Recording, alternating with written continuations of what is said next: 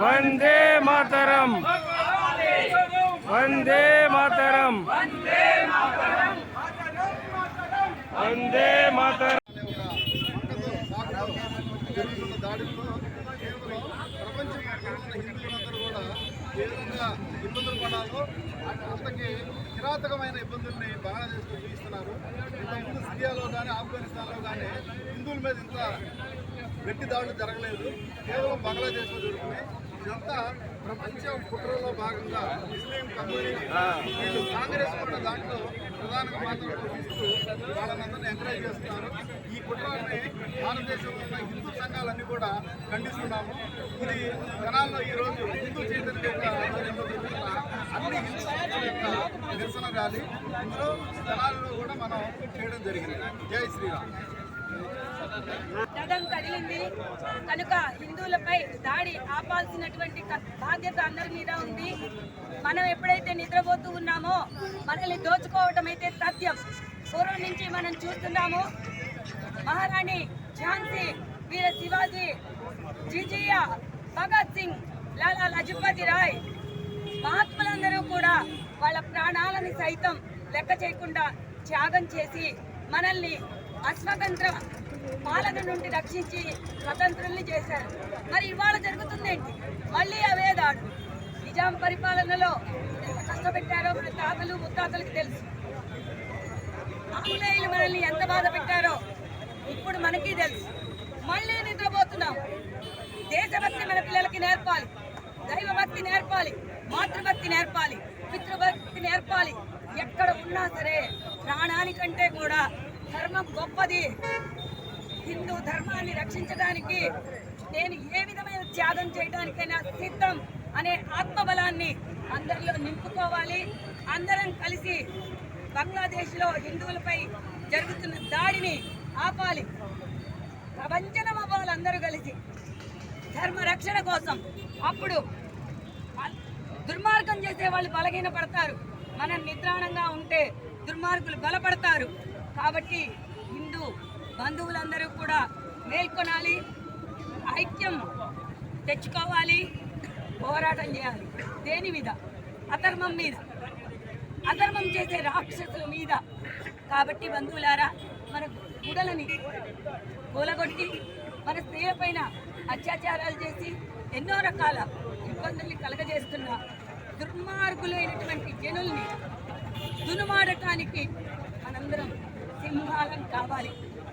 అందరూ మేల్కొనాలి. నాకెందుకు అనుకుంటే శివాజీ స్వతంత్రం రాదు, నాకెందుకు అనుకుంటే భగత్ సింగ్ ఈ స్వేచ్ఛ రాదు. ఇలా మన పూర్వజులైన మహాత్ములను వారసత్వంగా కలిగిన మనం అదే పౌరుషంతో, అదే రక్తంతో, అదే చైతన్యంతో దుర్మార్గాన్ని దుర్మాడాలి, హిందూ ధర్మాన్ని రక్షించాలి. జై భారత్ మాతా కీ జై, భారత్ మాతా కీ జై, భారత్ మాతా కీ జై.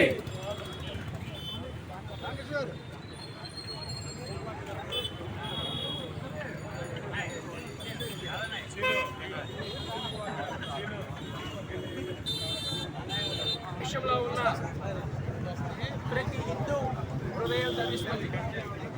ఎందుకంటే సమస్త జనులకి అందరం కూడా సుఖంగా ఉండాలని ప్రతి నిత్యం ధర్మం పాటించే హిందువుల్ని 400 మందిని హిందూ అని తెలుసుకొని దారుణంగా, అతి దారుణంగా హత్య చేశారు బంగ్లాదేశ్లో. వాళ్ళకి 2 సంవత్సరాల పాటు కరోనా టైంలో అన్నం పెట్టిన దేవాలయాల్ని ఈరోజు కూల్చేస్తున్నారు.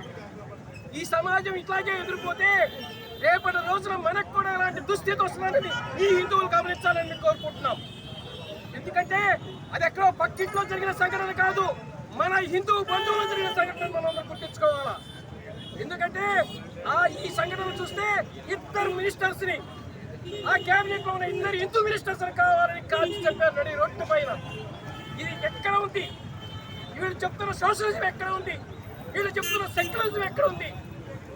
ఈ మాటలను మనం పక్కన పెట్టి మనమందరం హిందువులం, ఒకే కుటుంబ సభ్యులం, ఈ దేశమే కాదు ఈ ప్రపంచంలో ఎక్కడున్న హిందువులు అందరూ ఒక్కటే ఉంటారని, మనం అందరూ హిందూ బంధువులమని, ఆ హిందువులకి రక్షణగా మనం ఉంటామని ఈ రోజున తెనాలి హిందూ చైతన్య వేదిక ఆధ్వర్యంలో ఒక్క పిలుపు, జస్ట్ 2 minutes కింద ఇచ్చిన పిలుపు, ఇది ఏదో 2-3 రోజుల కింద ఇచ్చిన పిలుపు కాదు.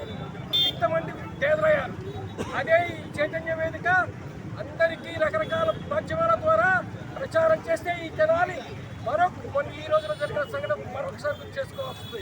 ఏంటంటే 1942లో క్విట్ ఇండియా ఉద్యమం ఇదే రోజు జరిగింది. తెనాలిలో 7 పని బస్సులు అయ్యారు. అదే సంఘటన ఈ రోజున మనం అందరం కన్నా ఐక్యత అయితే ఈ తెనాలి మళ్ళా ఒక్కసారిగా ప్రపంచ దేశంలో ఉన్న హిందువులందరికీ గడ్డగా ఉంటుంది. అదే స్ఫూర్తితో హిందువులందరికీ కూడా, ప్రతి ఒక్క హిందువు కూడా బంగ్లాదేశ్ హిందువులకి మద్దతుగా ఉండాలని, అదేవిధంగా ప్రపంచంలో ఏ హిందూ సంఘటనకి, ఏ హిందూ ధర్మానికి దాడి జరిగిందో ఆ రోజున ప్రతి హిందూ స్పందిస్తాడన్న విషయం తెలియడం కోసమే ఈ చిన్న ప్రయత్నం చేస్తాం. అక్కడ కానీ మార్పు రాకపోతే ఇది తుఫాను, లేకపోతే పెను తుఫానుగా మారి ఈ ప్రపంచం మొత్తంలో ఉన్న హిందువులందరూ ఏకమై ఏం నిర్ణయం తీసుకున్న దానికి వాళ్ళే ఈ తప్పులు చేసిన వాళ్ళందరికీ శిక్ష అనిపిస్తారు. జై హింద్, జై భారత్. జై భారత్.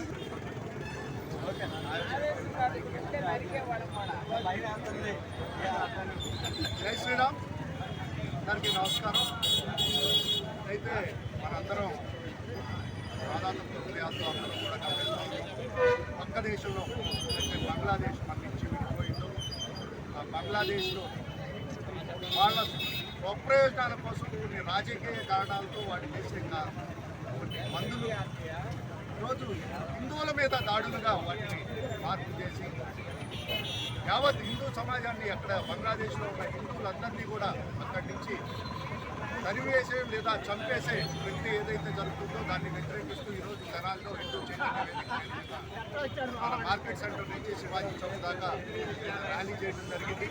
తద్వారా ప్రజలందరికీ కూడా అక్కడ ఏం జరుగుతుందో తెలియజేసే కార్యక్రమం కూడా చెప్పడం జరిగింది. దాకా పెద్దలందరూ చెప్పినట్టు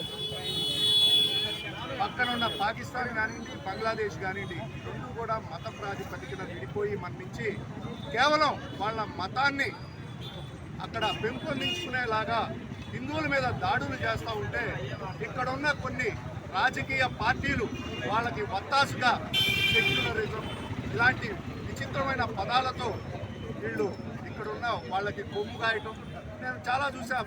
ప్రచార మాధ్యమాల్లో చూస్తున్నాం. ఎవరు కూడా హిందువుల మీద దాడి అని చెప్పటల్లా మైనారిటీల మీద దాడి అంటున్నారు. అంటే ఇక్కడ కూడా ఒక మోసం. మైనారిటీలు అంటే ఈ దేశంలో ఉన్న మైనారిటీల మీద దాడి అన్నట్టుగా ఏదో దాన్ని క్రియేట్ చేస్తూ ఉన్నారు. కాబట్టి యావత్ హిందూ సమాజం దీని మీద జాగ్రత్తలై ఉండాలి. లేకపోతే మనందరి మీద కూడా అవి మన ఇంటి దాకా వచ్చేదానికి ఎక్కువ రోజులు పడుతుంది. కాబట్టి హిందూ సమాజం అంతా మేల్కొని ఈ దాడులకు ప్రతి దాడులు అవసరమైతే చేయడానికి కూడా మనం సంసిద్ధులై ఉండాలని ఈ సందర్భంగా అందరికీ కూడా పిలుపునిస్తాం.